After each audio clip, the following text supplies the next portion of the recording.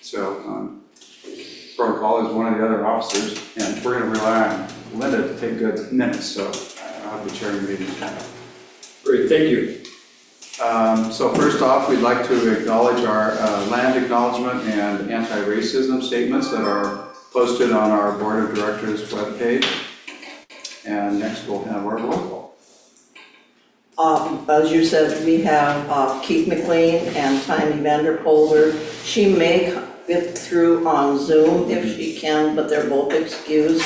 AJ is excused. Stu is with us online, and so is Joe Everlane, our finance director. Everyone else is present. Everyone else is present. All right, so next on the agenda is to adopt our agenda. Any additions or corrections? I make a motion to adopt the agenda. Second. We have a motion and a second Okay, Ray, I'll give it to you. to adopt the agenda. Any further discussion? All in favor? Raise your hands. Aye. Looks like it's unanimous. All right, announcements. For the coming week. We've got the upcoming Go Bag event on the 23rd. Right, on June 23rd, it's a Monday, 6:30. Safety Committee is organizing a presentation by emergency folks from both the city and the county to make a presentation on go bags and emergency preparedness with an introduction on my neighborhood. Yeah, neighborhood mapping. That'll be in the barn at 6:30. Yeah, right upstairs. Any other announcements? All right, then we'll have property owner comments, up to 3 minutes for property owner. If you would wish to speak, if you'd be kind enough to give your name and your address, please, before you address the board.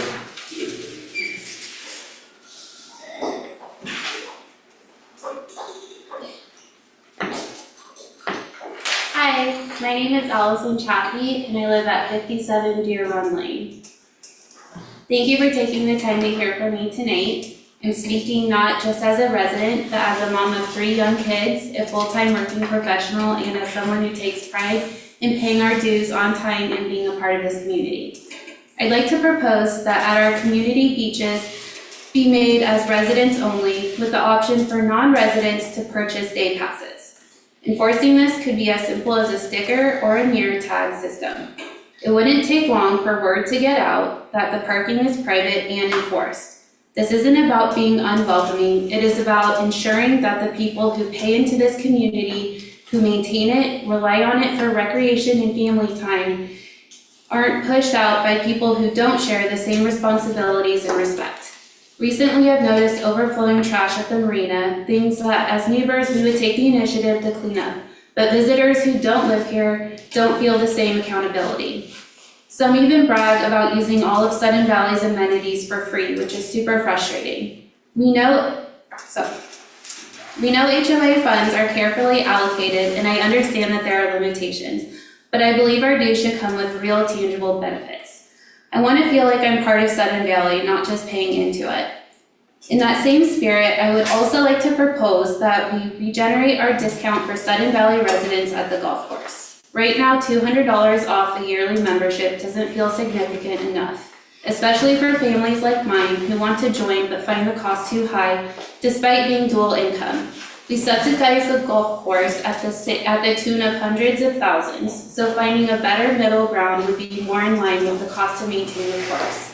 I grew up golfing with my dad and grandpa. Those memories shaped my childhood, and I want to pass that experience down to my kids.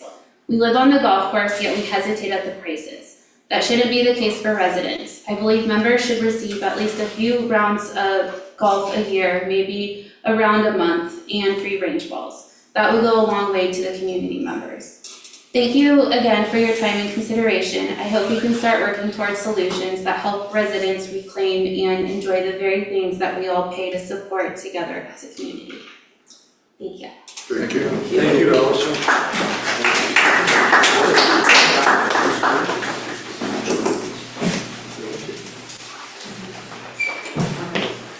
Karen Orchard, 12 Wisteria Lane. Hi. It's good to see you Hi. all. Hey, Karen. First of all, I wanted to thank the staff for some changes that were made to the pool access cards, really being serious about making sure that everyone that's coming to use our pool and gym are paying members, either HOA members or members of the public that have paid. I think the communication around that was well implemented, and I am thankful for that. Along those same lines and what Allison talked about, I also would like to see something similar for our beaches, where the people using it are paying in some way, whether through dues or non-members that are paying. I heard that the Long Range Planning Committee had recently talked about that. I'm glad to hear it. I was a member of Long Range Planning 10 years ago, also talking about it. It has been talked to death. Lots of ideas have been shared. Allison shared one tonight. There have been others that have shared as well. I know Rob has his own ideas. What has been lacking in all of that time was staff buy-in and implementation of any of these ideas. So what I would, even though I would truly believe that since it is an operational issue, it really needs to be driven and led by staff because they're the ones that will ultimately have to enforce it.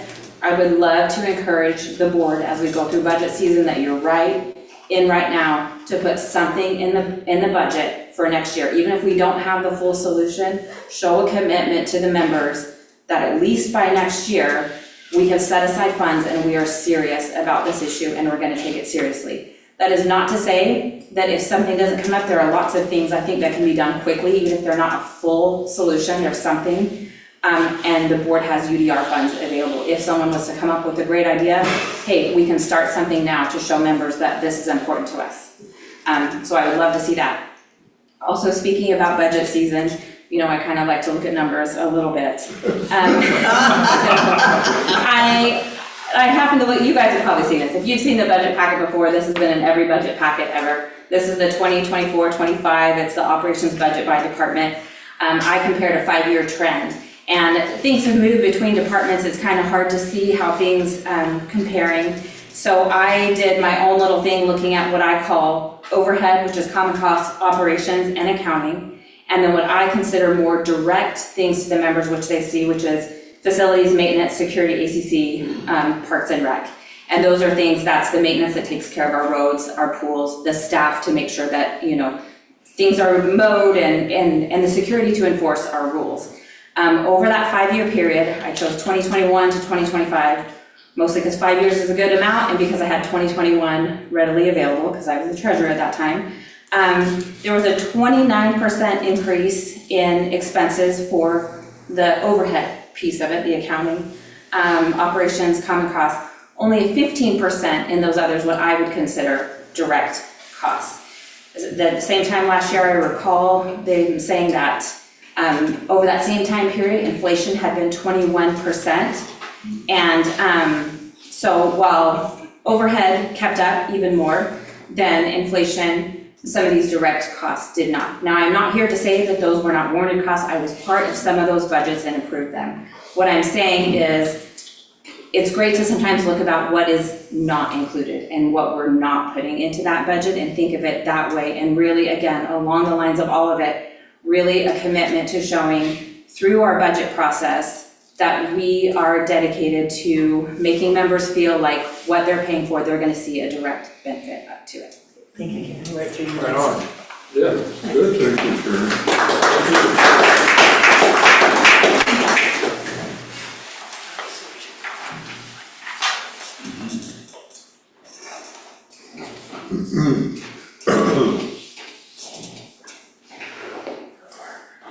Hi, I'm Barbara Michelson Harder. I live at 172 Polo Park Drive. So it's along the same line that everybody's talking about, but I'm going to be specifically talking about the dog park. So the dog park on Sunday was so crowded that it was very hard for people to get there and for members to really do things with their dogs. So here are the things that happen. And I read online, I read a feed. I'm not sure, there was a bus that came and dropped people off. I don't know if it was at the dog park or if it was the AM/PM beach. But things like that, something has to be done. That cannot continue to happen.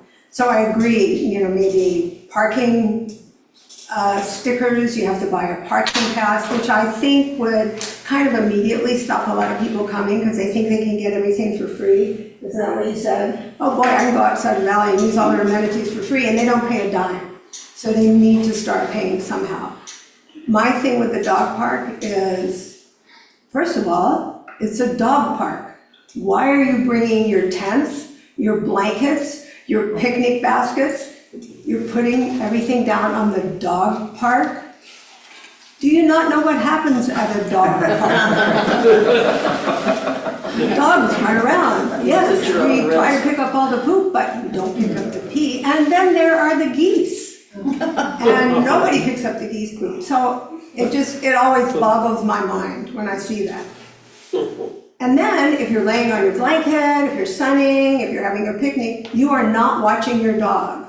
Your dog could be pooping 45 places, it could be bothering other dogs, you have no idea. Part of the responsibility of taking your dog to the dog park is you gotta keep an eye on your dog.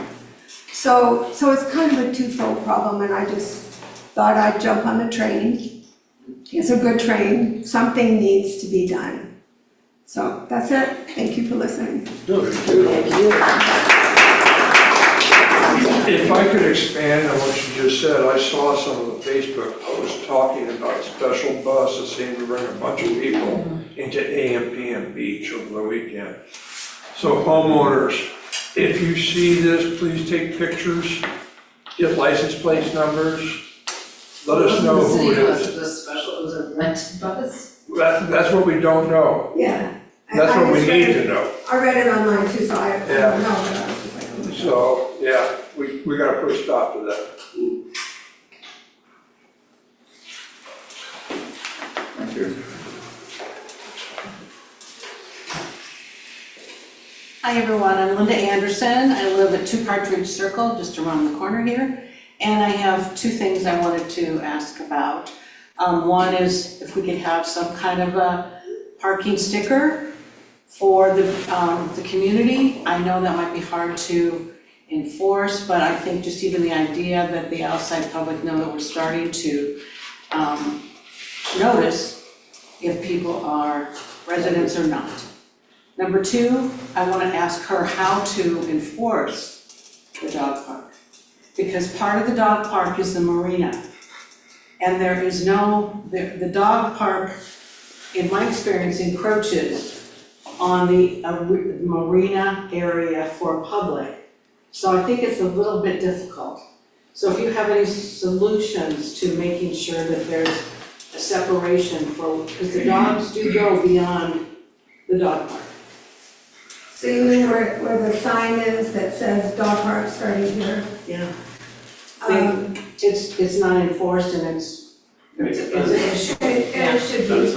And People law. are out of it. Yeah. And the thing is, it's not safe for families. Because the dogs are everywhere. I mean, it's just kind It's of. a liability. It's a liability, I do think, I It's think somebody expanded talked over the about years, a too. fence. Yeah. So you have a fence right where the sign is that could run from the tennis court. And that's an down to expense, the- but maybe it's something It's a great that. expense.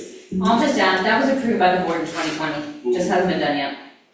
Okay. We actually, there's a whole thing about it. Yeah, I was gonna say, the county gets involved because in They do. theory, that's wetland. Yep. And we're not allowed to just go in and do whatever we wanna do. Otherwise, definitely it'd be done. Well, there are Mr. many people who. Mr. President, if I may, there was actually a plan to fence the dog park area. In fact, our attorney told us that we were in liability to leave it open the way it is.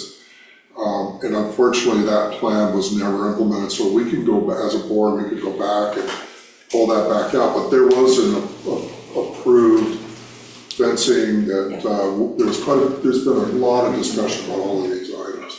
And I'm not trying to shut down discussion, I'm just trying to point out that, there was something, Okay, yep. noted. Any other public comment?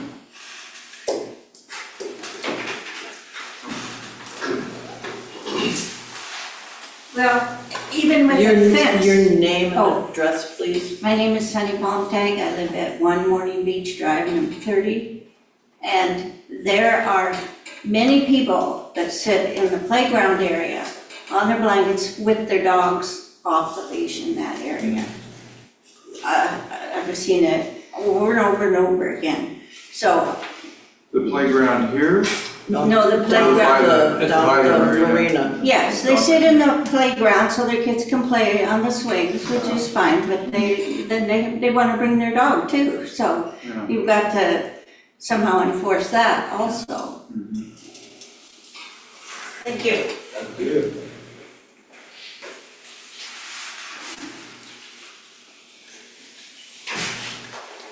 Anyone else? Dan, Is it a good time unless you were quickly? Yeah. sure, Dan Murphy, you're an owner, so it's owner comment. Okay, yeah, great, all right. Evening, everybody, Dan Murphy, I live at 71 Sundial Drive, D3. Here to provide a report out on the pump track project and life skills area that we've been talking about for several months now. Thanks for inviting us back, thanks for having us, just a couple of quick comments. So when we last talked, we knew we needed to fill out the pre-application with the county to explore the idea if the space can be used. And for those in attendance who don't know, we're talking about this grassy space here by the pool. For a what? For, this would be a bike skills area, a pump track, like just a dirt track for kids to ride, or for anybody to ride on. For bicycles. For bicycles, no. Kids and. Yeah, I and just, big kids. yeah. Yeah, nothing motorized, no noise, Okay. nothing electronic. You're the library?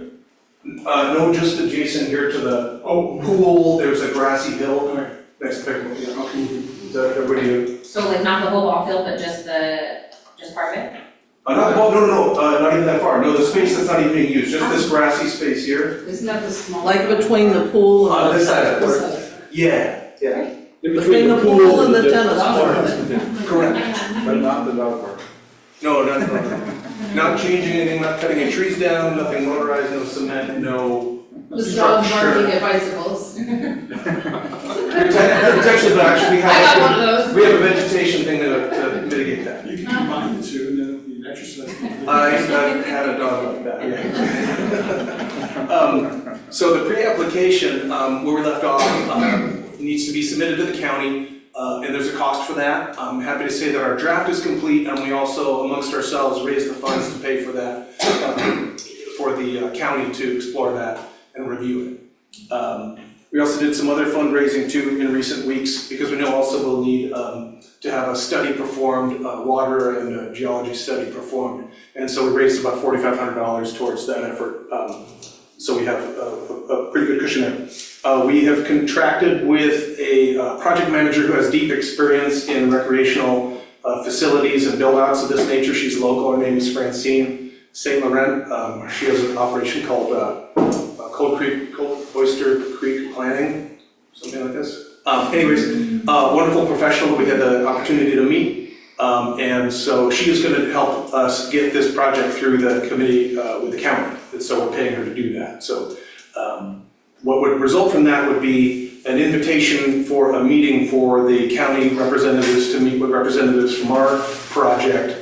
It would probably take place at the end of the summer, we're expecting, perhaps later.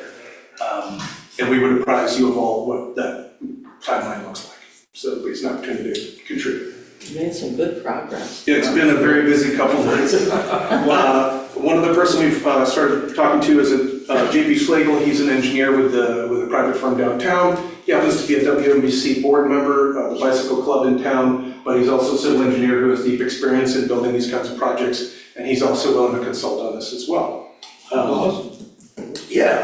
Just two other quick things for the benefit of the community. We've been talking with the maintenance department about doing some rehab on the area wide trail, so we had a great conversation with Michael about that. The bottoms-up trail. For those that don't know, our group has adopted the trail that takes you from Sudden Valley here all the way to the Galbraith Trails. It's the only sanctioned single track on this side of the hill.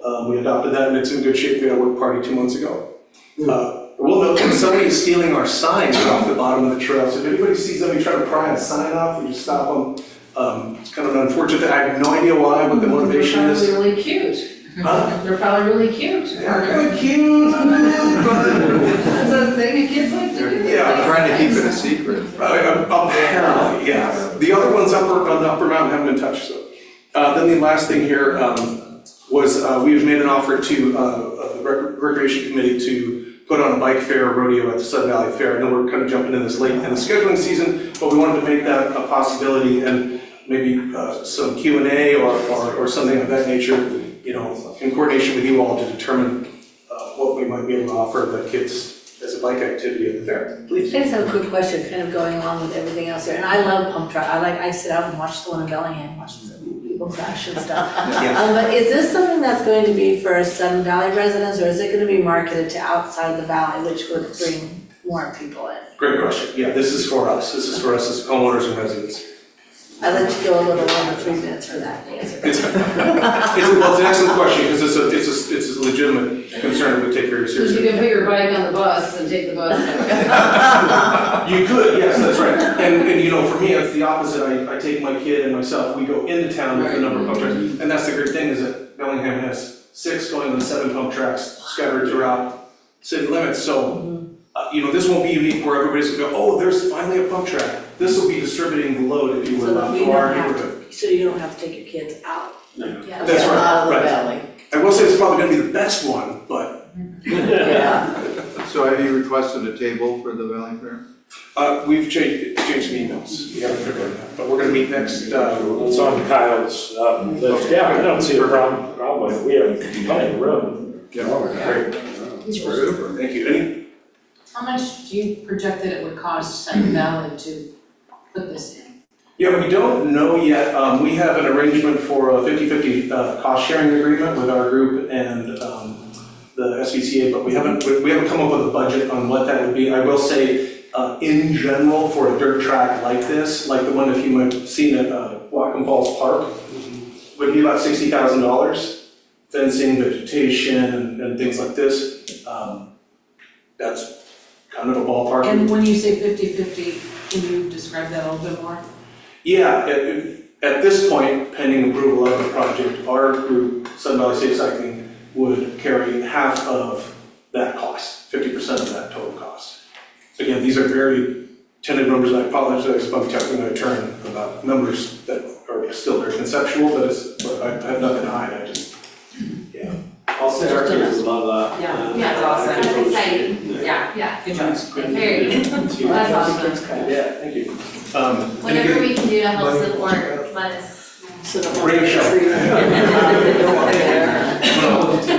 know where you're All going. right. Okay, thank you very much. I've got a question that's kind of a piggyback on that. I've been here almost 20 years and I'm not that familiar with all the workings, but I try to stay abreast of some of it. This 50/50 thing, is this something that has happened with other projects before?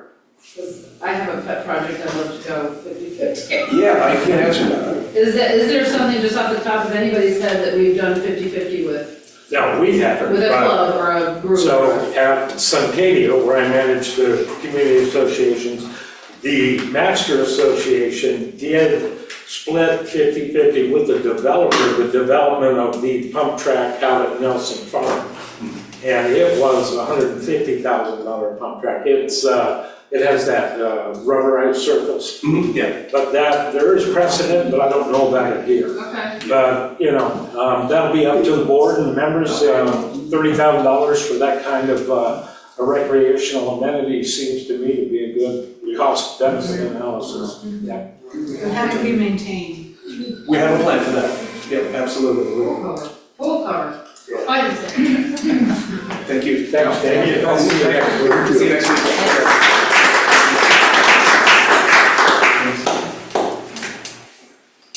Anyone else? Well, I guess I'll do the stand-up thing here. And I have brand new knees, so I'm gonna gracefully walk. Diane Sanders Rayburger, 4 Hollyview Way. Pool's been my friend with all these surgeries I've done, but boy, would I love to just get into that pool and not drive to town. I've priced it, and I have at least a dozen people that would go in on like a charter membership to put a bubble over the adult, the little quiet adult, whatever you wanna call it, pool. Way less than a pump track, so if this 50-50 thing is a thing, and I'm a pretty good fundraiser, I think it would be a therapy pool in the winter. And I think people would even pay, because they pay to go to Arnie Hanna. But there's a lot of us with body parts that wanna do it closer to home. Thank you.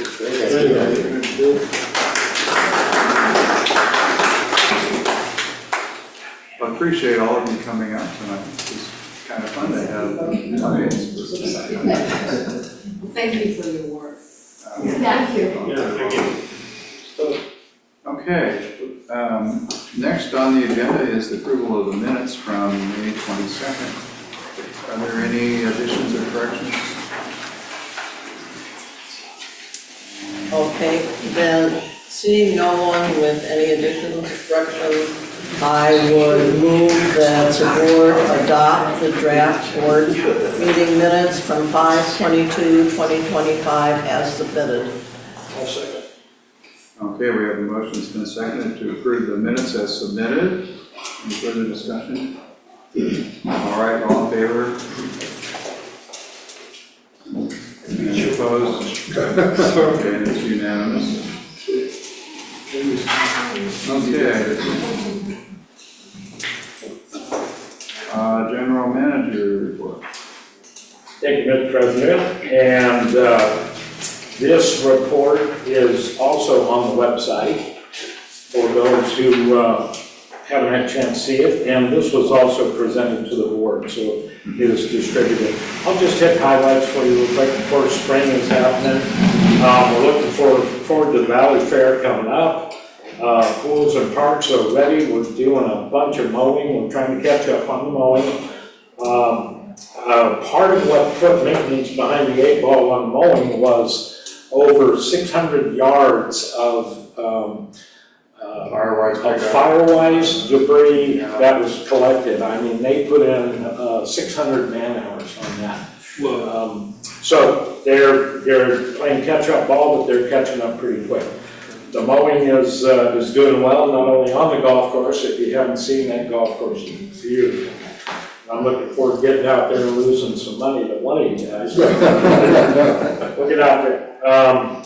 So the marina's active. We rescued a sinking boat out of the marina, and we appreciated the help on that. This, unknown to us, DNR allows us to preemptively pull a boat out of the marina if it presents any kind of environmental danger.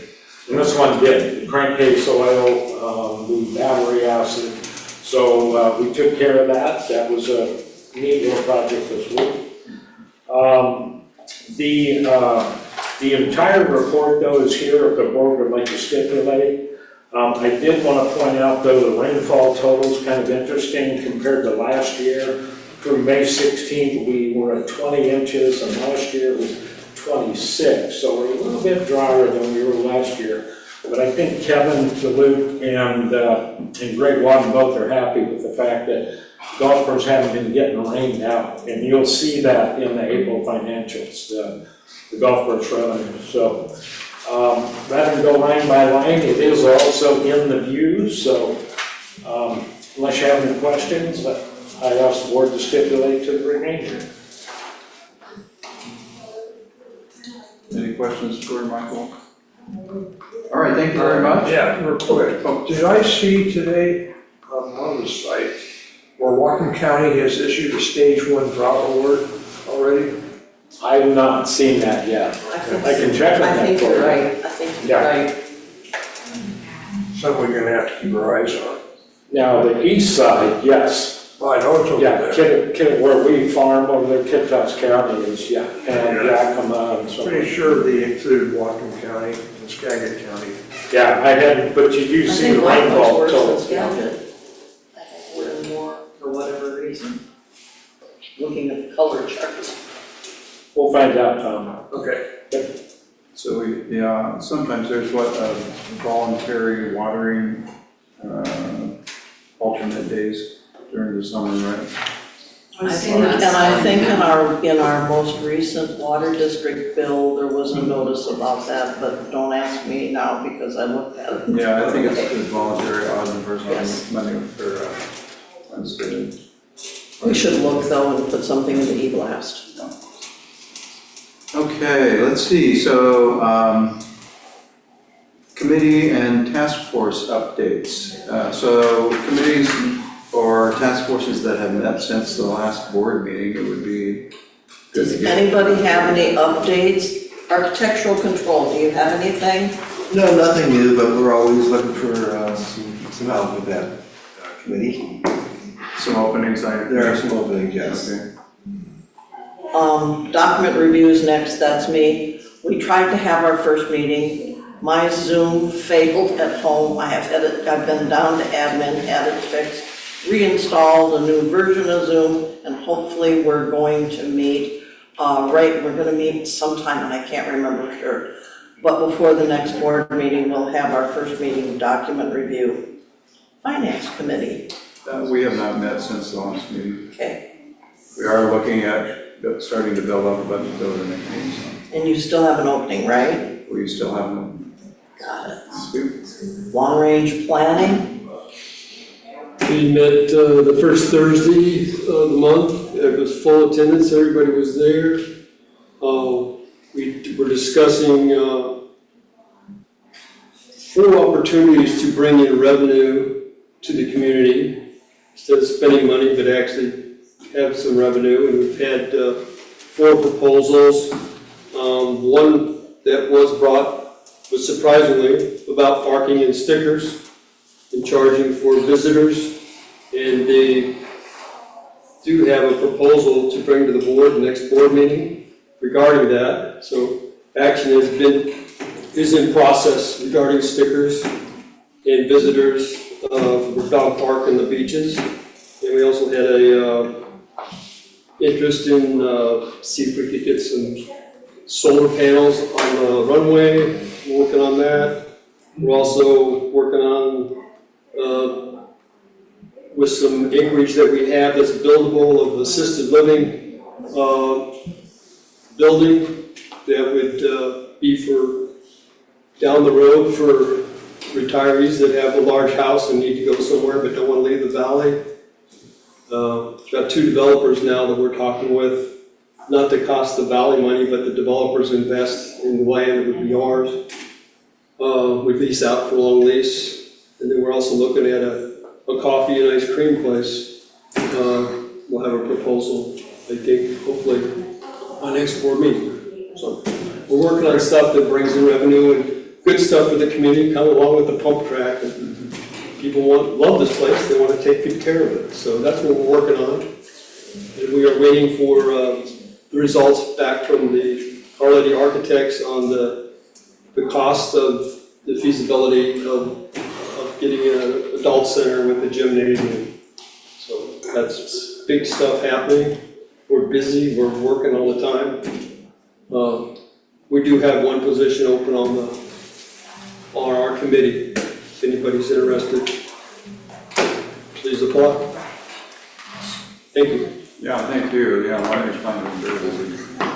Rob, NNE, We met recently, a lot going on. We're getting, for our committee, things are really beginning to start to ramp up. We're getting into planning for the AGM. A couple things. We developed our communication plan. The first one of those items was an e-blast that went out. Thank you, Michael, for your staff and all the help that they do in these kinds of things. So the e-blast went out describing, well, first of all, just reminding everybody that the AGM election will be coming up, that this year we will be using hybrid voting, where everyone's still going to get their printed materials like they always get, but there will be the option to use electronic voting. And more information would be coming out with instructions along that line.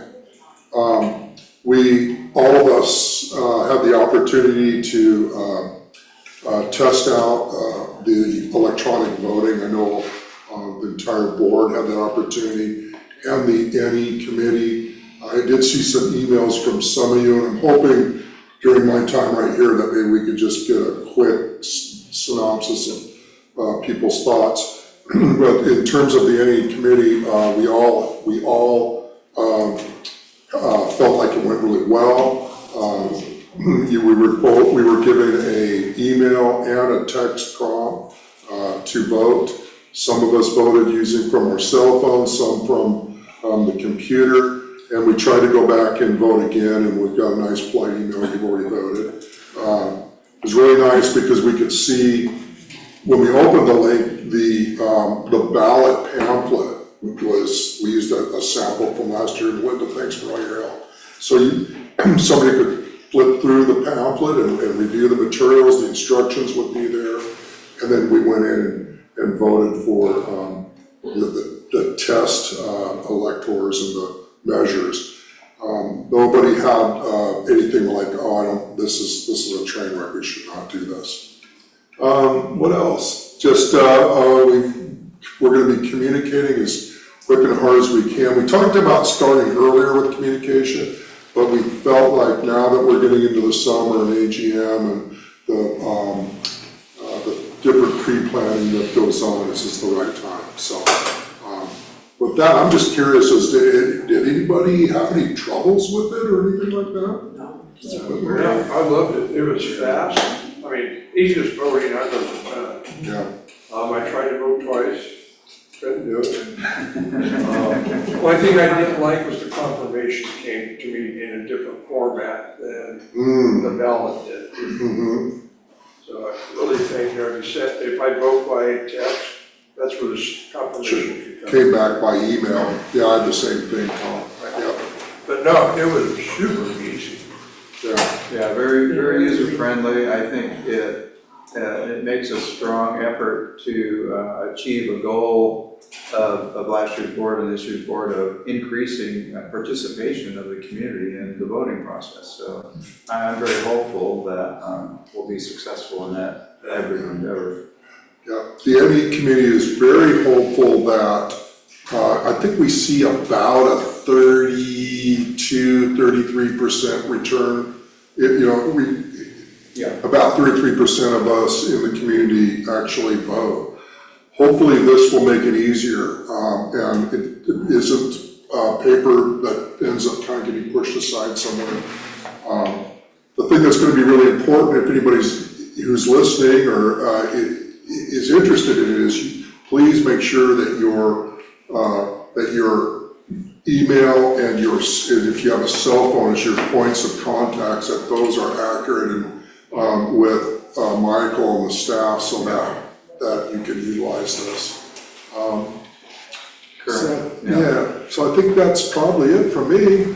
Great, yeah, thank you. Yep. Good work. Mr. President, I do have an update for you on the drought. So, as of June 5th, Department of Ecology did issue a drought emergency declaration covering Whatcom and Skagit counties. So, it's due to snowpack deficits, water availability is below 75% of normal. So, they're saying this was the 39th driest May in 131 years. So it is. There's also the stage 1 burn ban goes into effect on June 15th. So those are the items from the Department of Ecology. Right? No bonfires. Well, one really quick go back. We do have an opening, one opening on the ND committee. So if anybody wants to help, great. Great. Okay, next committee is Safety Committee. Safety, so as Tom mentioned earlier, we have our June 23rd Go Bag presentation. We are also moving along on the loaner rack for the life jackets down at the marina. That's coming on very well.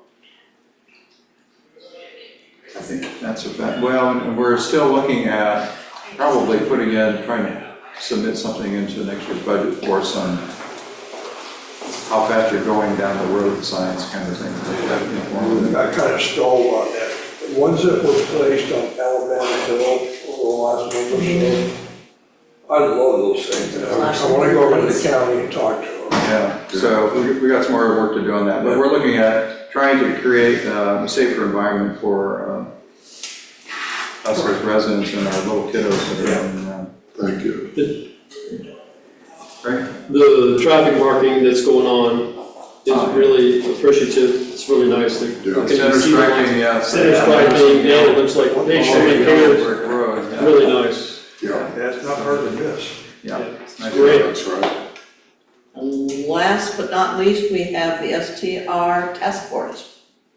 Yeah, we did meet, last Wednesday? We met twice. Yeah, we met twice already, so we got, the first couple of meetings, we just kind of put a lot of stuff on the table and wanted to know exactly what we're dealing with. At this point, we are trying to nail down a registration form. We're kind of, I think we're basing it on the Suncadia one loosely, but there are some specific issues in Sun Valley that we want to keep included in that. And we've identified other things that we also like to just keep on top of. So I think in our next meeting, we'll probably talk about finishing that up and then the implementation of the registration, because that's going to be an issue too. And then just identifying some things that maybe we need legal or some other professional advice on, just to see what we can and can't do. But we've got an enthusiastic group, and I think we're cranking along on that. You guys have had some really good discussions. I've actually enjoyed, I've been watching it. It's really, it feels good to see you Yeah, guys. just make sure everybody talks into their microphone. Yeah, well, now we're using this one here, so I think we're okay. Yeah, That wraps that up. That's very good. Right, all the committees.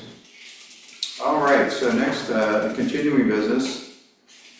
The request to rescind ACC board policies that have been replaced by the 2025 ACC Manual. It's on page 10 of the board packet. You have in all of this, it comes from the document review committee. And we looked at these policies back in 2024, and we had anticipated that ACC would be done with all of their changes and ready to publish. That didn't happen until the first of this year. So I'm coming back with these that we brought forward at our committee and also brought forward to the board. Included in there are the old rule, what's now in the new ACC policy highlighted, the old policy, again, the highlighted. It has to do with, the first one is 1998-01, trees, cutting, limbing on SPCA property. The second one is ACC, it's 2001-06. It's the GM's authority for ACC recommendations. The other one is 2006-03, authorization for ACC manager to approve basic requests. We don't have an ACC manager, we haven't for years, but in one of the other sections that basically gave the GM authority for recommendations, it indicates that simple requests can be done by the general manager or an assigned staff person. If we finally go back to having a manager, we can have them do it. The last one is a 2008-03 policy. It was very long and very lengthy, but it's been completely put into ACC, the ACC manual. Some of these things have been modified by that, but that was overseen and done by that group. But what I would like to do is I'd like to make a motion to move that the SPCA Board of Directors approve rescinding the listed ACC policies regarding ACC activities. second. Okay, it's been moved and seconded. Any discussion on any of the policies? I had one question. Okay. I believe your committee has also just revised or updated the owner's resident handbook. Yes, And in there, this last policy has to do with construction hours. yes. In other words, generating noise, right? In the resident handbook, it says to try and refrain from mowing your lawn until after 10, and yet construction can start at 8. Ooh, that's right, we've got that where I'll look at that. So it's just something to, We it can, seems because that's, inconsistent. it's easy for us, it's an easy change. Yeah. You know, I a just- lot of it, we tried to just do what we needed to do, but I agree with you. There's that whole thing of, it needs to match with any of our policies through ACC or rules and regulations. We Yeah. can't go I mean, I outside that. appreciate, lawnmower's not cranking up, but if somebody's pounding, digging dirt or whatever. Whole other thing. Yeah. Okay, any other questions or comments, concerns about those rescinding policies that are covered in our ACC manual? Is it 7 o'clock or 8 o'clock? Yeah, they can start on construction. 8 o'clock? I believe it was. I have to look in. No, It's 8 o'clock. It's 8 o'clock. Yeah, 8 o'clock. 8 AM to 6 PM. 8 to 6 on Saturday, 8 to 7 on. No, Saturday's 8 to 5, but Monday through Friday, 8 to 6. The ending hours are later Oh, on that's the the weekdays. old, that's the Yeah. old one, okay. It's just me trying to find all this stuff. Okay, I think we're ready to vote on this then. All in favor? All in favor? Aye. Stu's got his hand up too, so it's unanimous. Thank you. All right, next on the agenda is new business. To ratify our previous approval of the insurance package. So we had a very short timeline to renew our overall general insurance and umbrella policy for the association. And so the executive committee, because we had to meet this deadline, voted to approve that, but in doing so, we need to bring that before the full board to ratify that action. So on page 23, we have the proposal. So it was interesting to note in doing a little bit of the back and forth with our insurance agent that they, Andrew, kind of went to bat for us and was able to reduce the general premium by over $6,000 and the umbrella by over $15,000. So Nice. as much as, it's expensive to have, we need to have the insurance, but we do have a very efficacious agent working on our behalf. And so I think as much as it still went up something like 15%, it's as good as we can get at the present time. I don't think I need to read the whole thing, or should we? No, I think it's simple. If people need to read the various limits of our exposure and stuff, they certainly can. It's online, and this whole request is online. The one thing that's interesting to note about this is we have to sign it we had to have it signed by the end of June. I think we got this on like the 29th. The end of May. From the end of May. Expiration For May 31st. for May 31st, and this was really a deadline. What I wanted to say is the thing that's interesting about this is it's a large amount of money. We'll begin with our first payment on this, and it runs June through December of this year, and then from January to May next year, then that's when we will renew again. But it's kind of divided between 2 years, so you're not seeing this huge amount of money all in 2025 now, if anybody's thinking that. Yeah, Rob? So I just a question, a comment, maybe it's too, so we got a lot of really good information, orientation from Andrew in regard to what our coverages are. here's the question. So is there anything that changed in that with all that detail he gave us? You know, is there any, I guess what I'm saying is there was any great reduction in our coverage? So he was sensitive to the fact that it was a sizable increase in percentage-wise, and he said, you know, if you wanted to keep costs down, you could lower your umbrella from 15 to 10, and that would save a little bit. I think maybe $7,000, something like that. So, but the executive committee, in discussion with Michael, we felt that 15 was better to continue on. That's what we've had in the past, and rather than put ourselves at higher risk. Great. And then I don't know if our board has an organizational calendar where we, on the calendar, there's certain things we hit, but maybe if we did, we could put, Yes, like so, in the April timeframe that we. so Linda's been after us to have an ongoing continuous list of all the contracts that the association has throughout the year, and this kind of put an exclamation point onto that fact of having that in a more timely manner. And Rick, I did start the process with Hub in March. Yeah. And so this is, Right. in the 25 years I've seen this, it happens every year with every HOA. It's because they're negotiating with these major carriers who are assessing their risk in real time. And things like wildfires and tornadoes and all of that, I've seen it go right up to the last day, so. Yeah. But I was pushing him since March. I said, as soon as I got it, I said, hey, we're trying to do budgets, Yeah. give us the numbers. All right. Well, I appreciate that then. Thank you, Michael. You're welcome.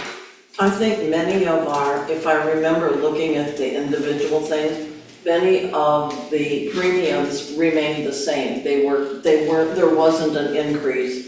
But in some of these, like your umbrella, where you're talking about ultimate risk and stuff, you do see that, but other than that, many of the premiums stayed the same from last year. Seems pretty straightforward. Yeah. So I'll make the motion. I would move that the Board of Directors authorize the GM to bind coverage for the insurance renewal package before May 31, 2025 policy expiration deadline at the $15 million umbrella coverage level. Second. Okay, we have a motion on the floor, it's been seconded. Any further discussion? All right. Did you say signed by May 31?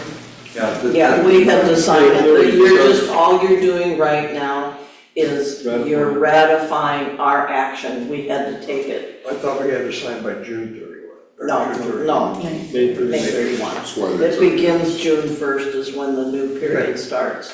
My mistake. Yes, I'm right. Did we have any claims last year at all? Good. Well, that's a good question, I don't know. I don't believe so. I think the last claim we had was for, there was a large piece of equipment that had a fire. Yeah, yeah. And Was that even though they paid us for that, it was a depreciated amount, and in order to complete the repair, we ended up spending some of our capital in order to keep the piece of equipment. It's, I can't remember exactly what it is, but it's a large excavator. But that's the last I time. remember that. The bomb cyclone, we didn't have any claims. The biggest thing that we had that we chose not to put a claim in for, that would have been large enough for us to claim, would be the gate and stuff that was on the Welcome Center that's since been removed. Thank you. Okay, so I think we're ready to vote. All in favor of the motion to approve? Ratify the action. Okay, looks like Stu's unanimous. goes down. Opposed? None, okay, so unanimous. Stu's hand is up. Yep. Okay, next is a capital request for the Lake Louise slide gate replacement, which will be undertaken in 2 phases, as I understand. That's correct, yep. So the Lake Louise, that of course is the primary irrigation source for the golf course. we discovered earlier this spring that there was an abnormal amount of water discharge coming out of the outfall. So as you go down the road there, off to the right is where it drains. In looking at it, we were trying to build up water for the golf course for the summer. And Greg and his team went down there and they tried to close the gate completely. There's a problem with the entire setup and it's not sealing and it's getting worse. So it's letting more water through. You can't shut it off. And it's a 50-year-old system. So we do need to have this repaired. And part of that is going to be in 2 parts, as you can see here. So they're going to install a temporary plug within the existing pipe to stop the leakage. The plug will include a pass-through valve to allow controlled drainage if we need it. And then, of course, if we had a gully washer, there is a spillway over to the right so that it doesn't completely wash the road out. But then they have to deploy a cofferdam, which is a little wall around it, and they'll drain the water out of it. To be able to then assess the structural integrity of the concrete that's behind it, and which goes under the road. So at that time, we'll determine, with this money, we're gonna procure the new stainless steel slide gate, because we can see already the slide gate needs replacement, 50 years old. Phase 2, it'll be proposed next. It would be to replace the concrete base and permanently seal the secondary leak through the road embankment, install the new gate, and then remove the temporary plug and cofferdam. The reason it's in 2 phases is until they get the water drained down and get in there, they've got to find out how far under the road the fender goes, and hopefully it will be something that they can plug it with a new cement facing and gate frame on the Lake Louise side, and then we'll be good to go. So that's the short explanation. I have a question, if I could, about this. Are they gonna have to do any work into the roadway at all? No. No, okay. The only thing that they may have to do is have a flagger for one lane if they bring a piece of equipment up in the lane to be able to, either a crane or an excavator to reach over. We won't have to close the road. Gotcha, okay, that was my only question. Is this gonna be a long drawn-out permitting process? No, the permitting is, because this is exigent circumstances, we're a dam owner. Dam office, there's a dam permission. Yeah, no, this is already actually handled because it's a private impoundment. This is not a salmon stream or anything like that. So, and PNW Civil, Tyler and his firm are the ones handling it. And Stremler, of course, they're the big paving contractor. Great. Just a quick question, you mentioned PNW, they're $1,350, it's not a lot of money, but I see on every project PNW is involved. Do we need them, for every project? I mean, some of these smaller projects, I'm wondering could some of our own staff kind of just sort of have some oversight, we could save a little bit of money? I'm just questioning whether we always need PNW to be involved. I mean, if we were overdoing a bridge or something maybe, but I'm just pushing back a little bit and asking the question, they're always involved and feel like, anyway, you guys know what I'm saying. I can add that these are a not to exceed number. And I know that the billing that PNW gives us, it won't exceed $1,350. But I will tell you that at a couple of previous communities, we did have an in-house engineer. He made $200,000 a year. Mm-hmm. And so we could hire somebody, but we don't need them all the time.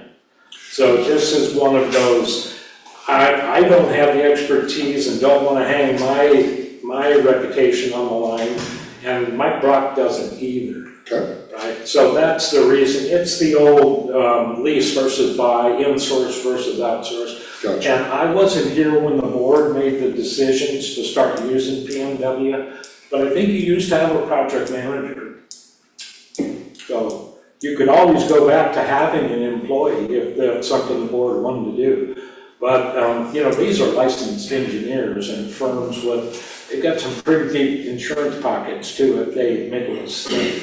So, but that's just my understanding, but whatever the board directs, we can explore it for you. It's, just think it's part of my role is just to ask the question. I hear you, Michael.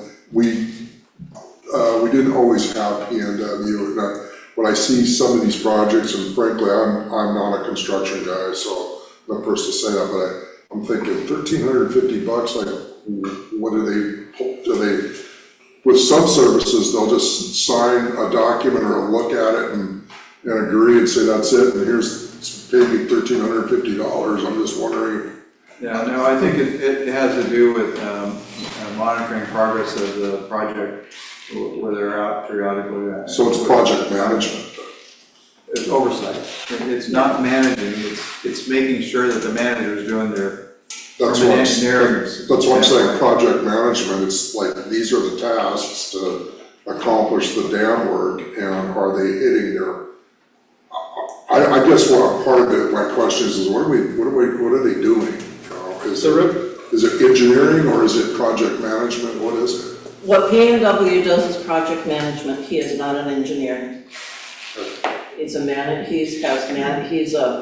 has project management experience and certifications in that. He is not an engineer. It's why a lot of times, many of our projects, you will see they need an engineer.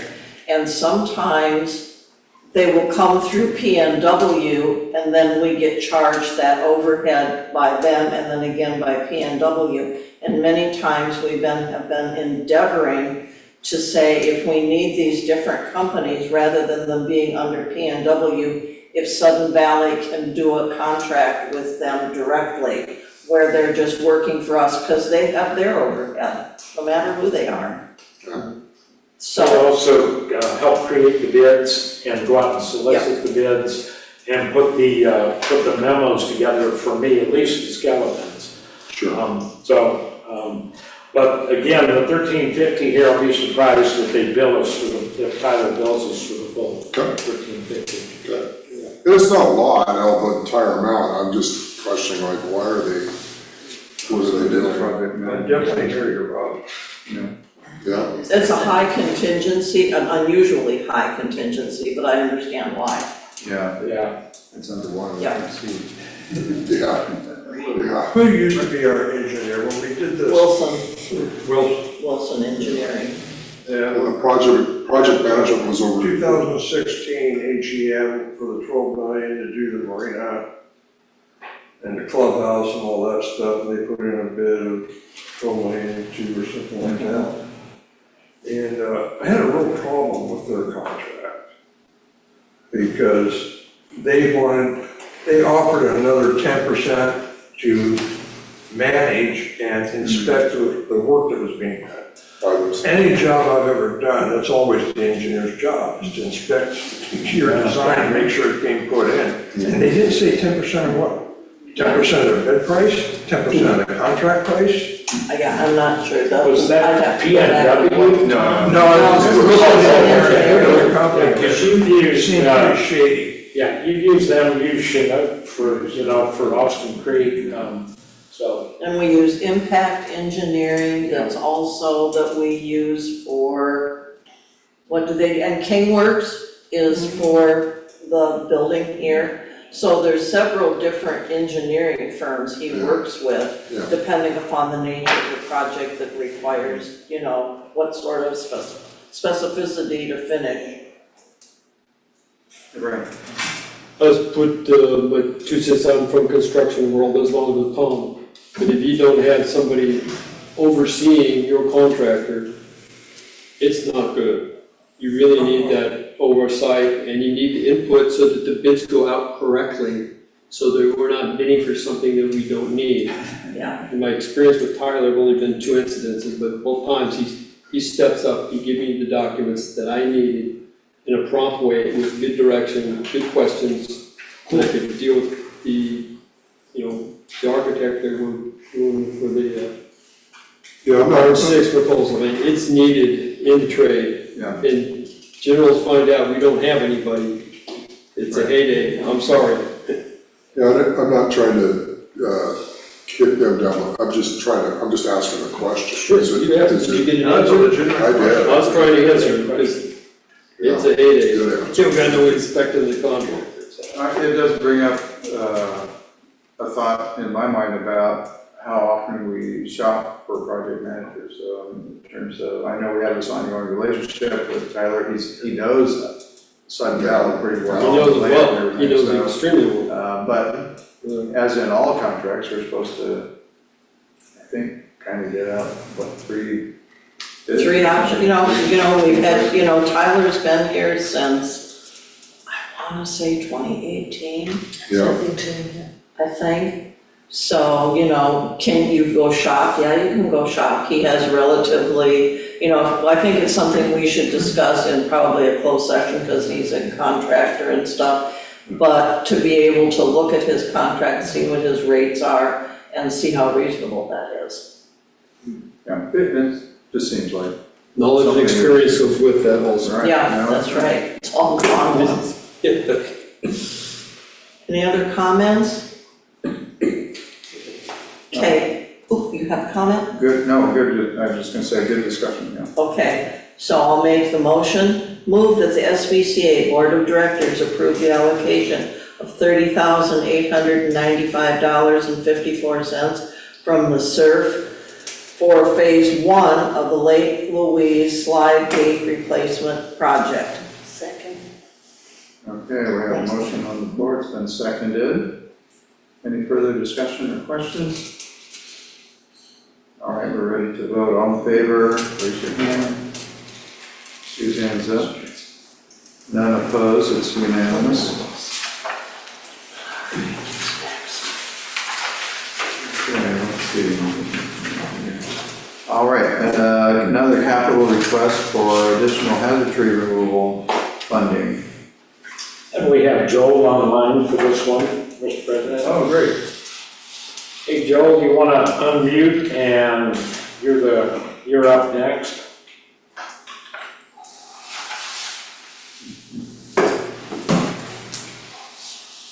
Sure. There you go. There, we can hear you.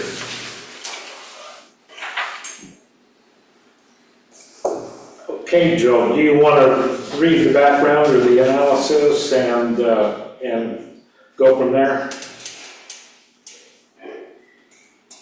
Yeah, I'll go ahead and I'll share my screen here in just a second, just to give you like a background of like hazardous tree costs over the years. But so basically, at this point, as you know, the board approved the reclassification of all the capital expenditures of all those hazardous trees from the November 2024 storm costs. And so all of those prior capital expenditures that were expensed to both SURF and roads have been reclassified back into operations. And then all the money that SURF and roads paid for that was obviously reimbursed from operations back to roads and SURF. So now roads and SURF have been restored whole again, as though those costs never touch those accounts, those funds. So at this point, basically, so the hazardous tree removal, GL 6165 line item on the budget, in the 2025 budget, there's a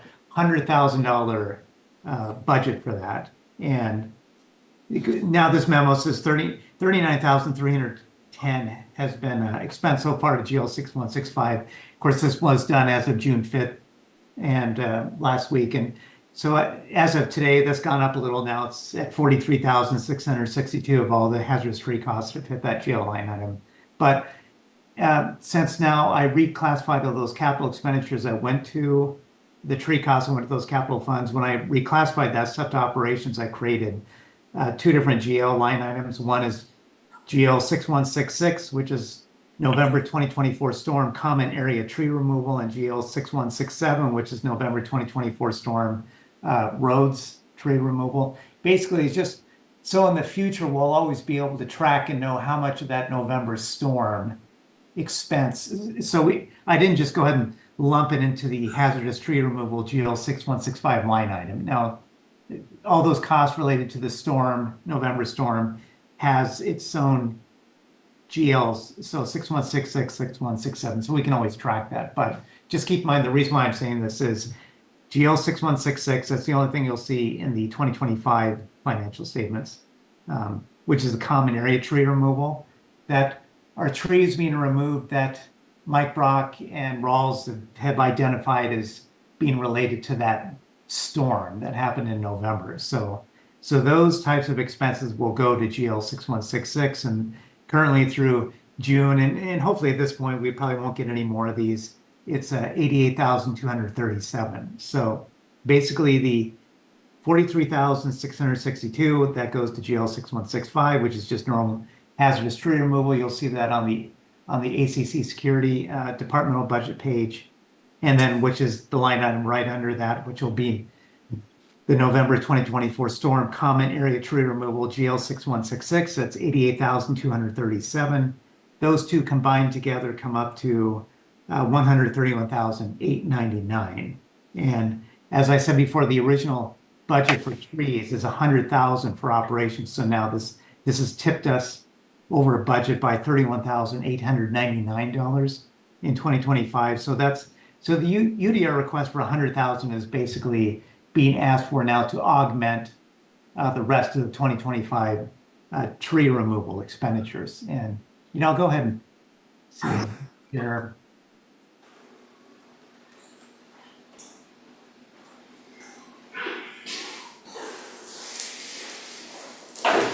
So, in case people were wondering, gee, how much are these total tree removal costs over the years? Now you can see, from 2014 through 2024, where it really spikes up, that's because of that November storm. And then the last item on here this is just year to date through June 11th, 2025. So we still have another 6.5 months to go for the rest of the year. But you can see how much those tree costs.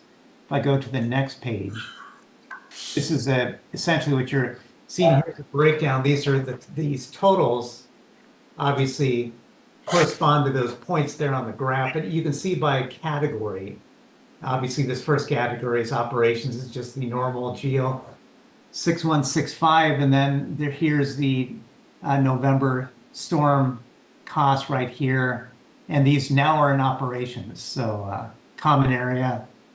You see we got 64,113 in 2024, and then 88,237 in by June 11th of this month.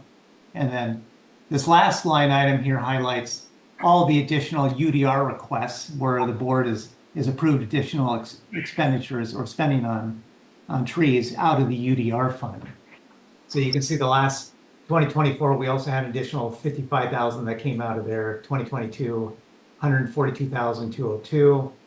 So basically, with this request, then we'll be tacking on an additional 100,000 onto 2025, and hopefully we don't spend any more than an additional 100,000. But if we did, if we spent the whole $100,000 additional UDR request, then in 2025 it would go up to 231,899 for a tree expenditure. So you can see that hazardous tree costs out here, with this chart, it has been something that's really picked up over the years, especially from around 2020, where it really started taking off. And this is a line item, obviously, like I talked about with Michael and Rick and stuff, and we'll be addressing this line item as well. This hazardous tree cost, we're going to especially need to beat this line item up in the 2026 budget. But that's essentially the bottom line of what this UDR funding request is for. It's just to augment the $100,000 budget in operations.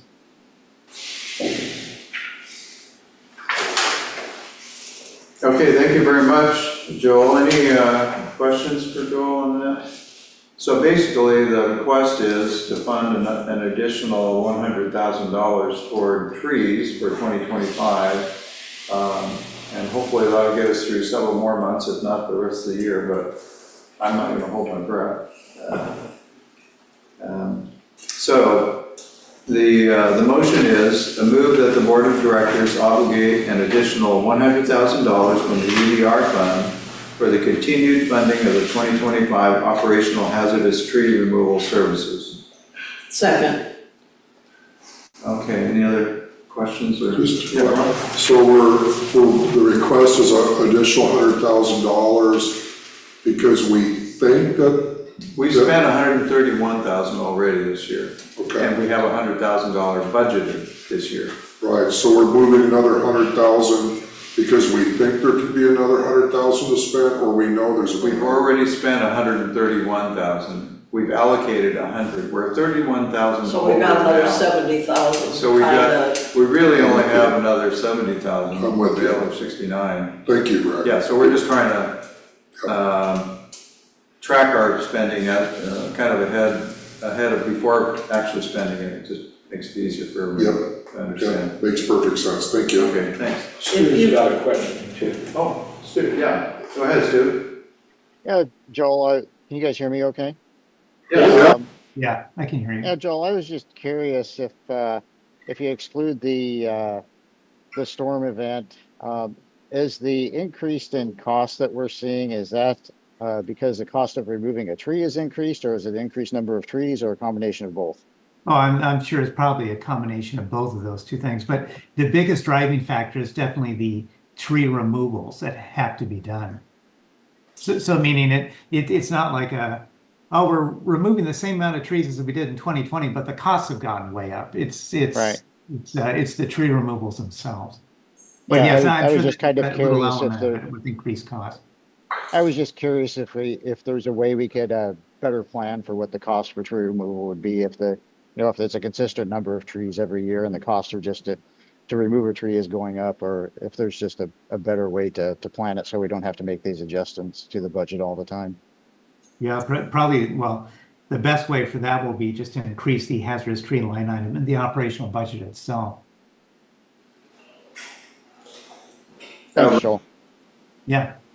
If you read page 30, there's a summary from Mike Brock, and that basically it shows a list of trees that have already been, basically been put out there, bid like for 2,500, 2,500, 3 of those, 1,000, 2,000, it says at the very bottom. If we move forward with Ben's quotes, that must be Rawls, quotes, the total is $12,500. So we're gonna be spending, once we approve this, immediately another $12,500 with 3 pending, and they're listed on there that there's still 3 that need to be evaluated and then get bids on them and stuff. Right. I did talk to Mike, because at one time I was concerned that we had an extensive list of trees being watched, but also hazard trees that had been identified but hadn't been put out to bid and removed. Mike told me, when I sent him an email, and Mike told me that all of that work was done, and it was probably during this period here in 2022 when we spent $203,000 to do some of the trees. Because my concern was that, are there trees still on this list? There's probably some that are still being watched, but there are none that were declared to be hazards that were to be removed.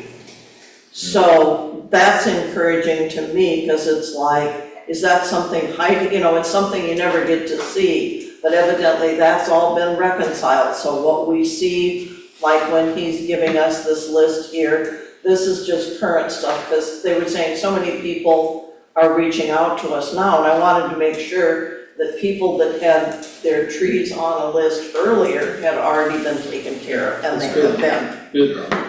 So, Okay, so motion's been seconded.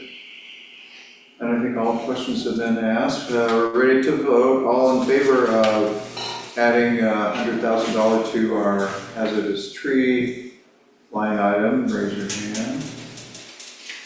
Choose hands up. And opposed? So that's a unanimous vote as well. Thank you.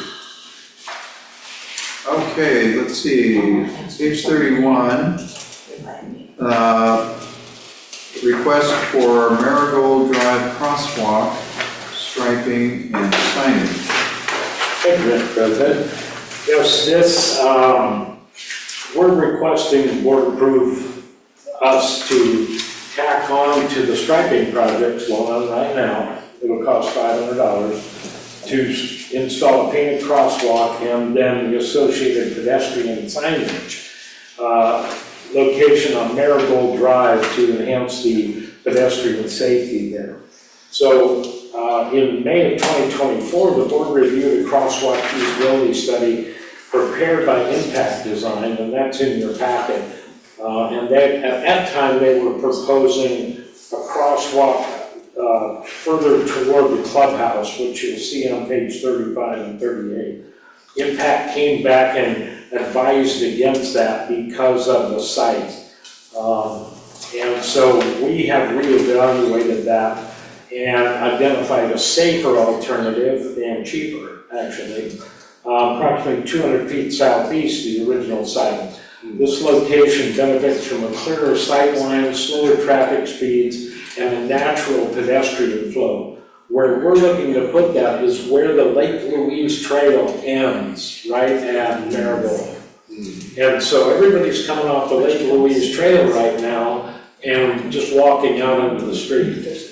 And so we're looking to put that pedestrian crosswalk at that location, which takes you across into the paved parking lot for the condo to the day spa. And then if you want to walk to the club, you don't have to walk along the road. You can walk along the parking lots. So we thought it was a cheap and very effective way to mitigate that. The old locations just began and ended nowhere.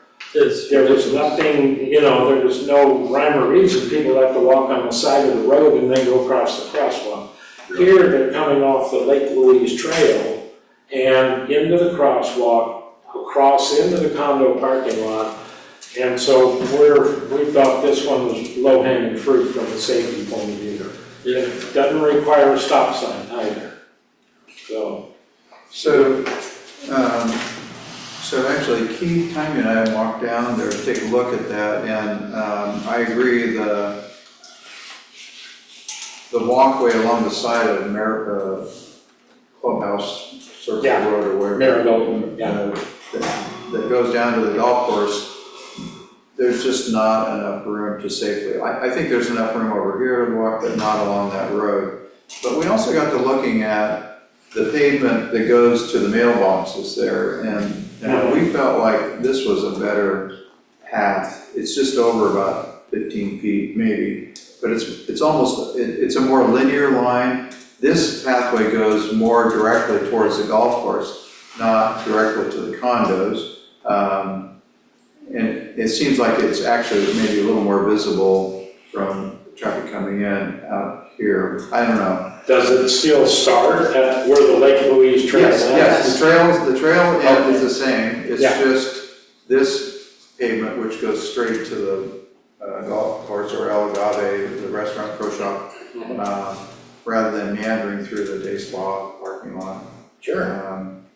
So I don't know, that's kind of what we kind of penciled in.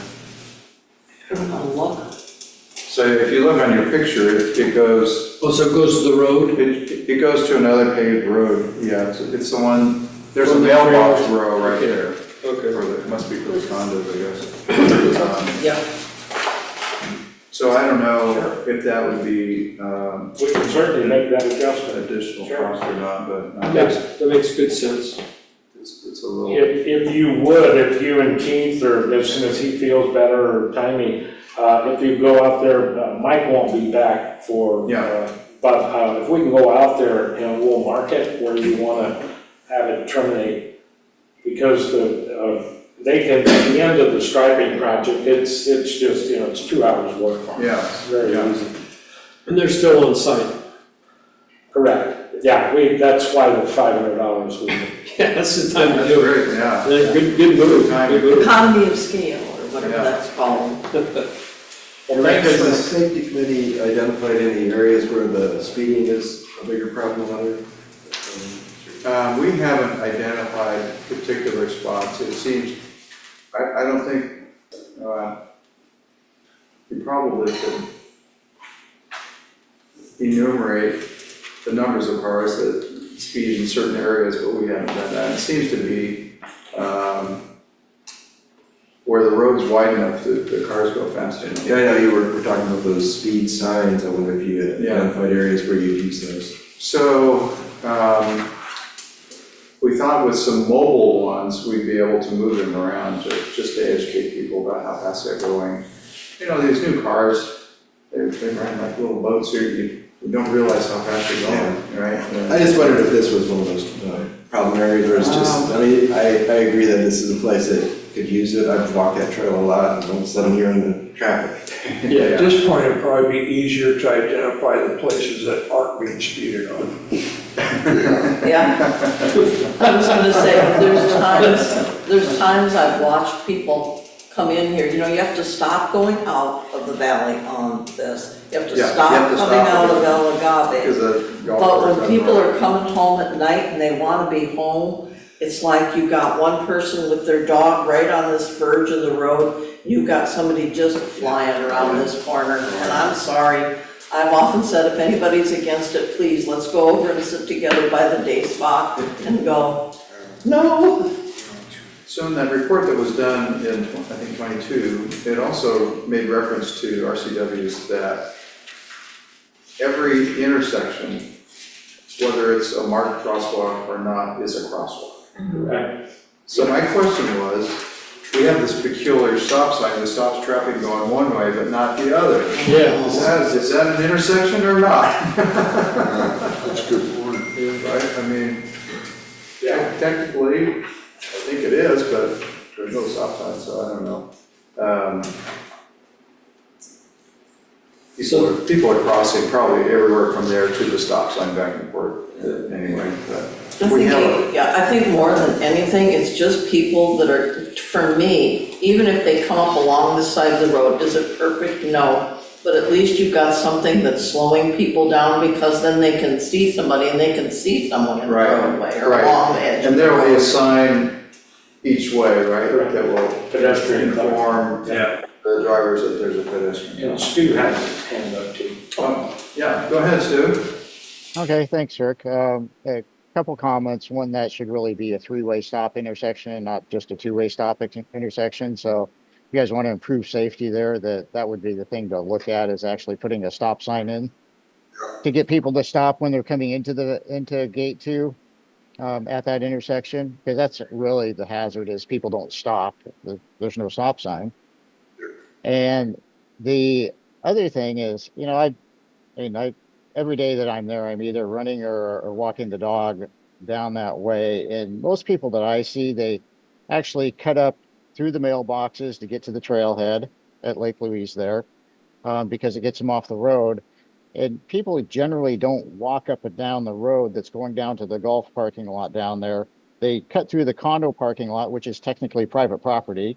People aren't supposed to be walking through it. You know, so we should probably be looking at a different solution other than guiding people to walk down the road after they cross the street. Like a sidewalk. You know, a sidewalk, or, you know, maybe cross over where the mailboxes are and fix that paved road so it's not a trip hazard. Just guide people to walk down through there, because that is an access road and it keeps people off the main roads. It's not the condo parking lot area. At least I don't think that salon and stuff is part of the condo association. There's the mailboxes there, so that seems like it should be a public access area. Right. But the condo parking lots are technically private property. Right. They're not general access property to SVC, SVCA residents. It's true. Right, so you're not able to see the picture I'm showing here, but that's the suggestion I made, was to make it from the trail to that mailbox pavement. I just see the other picture that shows it going down the road, not to the mailbox thing. But yeah, up through the mailbox area, it seems like it'd be the best place to do it. That's my thoughts, as a person that does it all the time.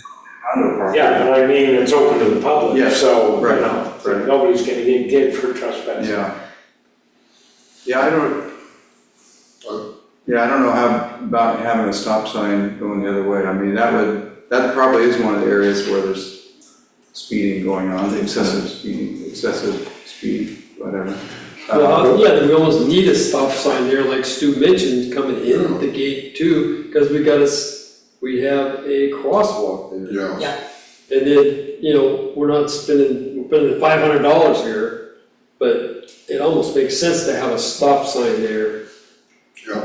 I mean. There's a sign there that says, if you look at your big picture that says, we can see it from going out where it says, do not enter. If you put a stop sign on the other side of that, Yeah. you would have them stop there. Yes.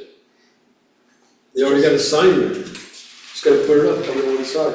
For another $125, they'll put a sign there. It says Well, you gotta put the limit lines and stencil stop on the roadway. Yeah. Yeah, I mean, you got a little more expensive. We wanted to start with this just to try, while we had the striping company out here. Sure. We'll do whatever you guys wanna do.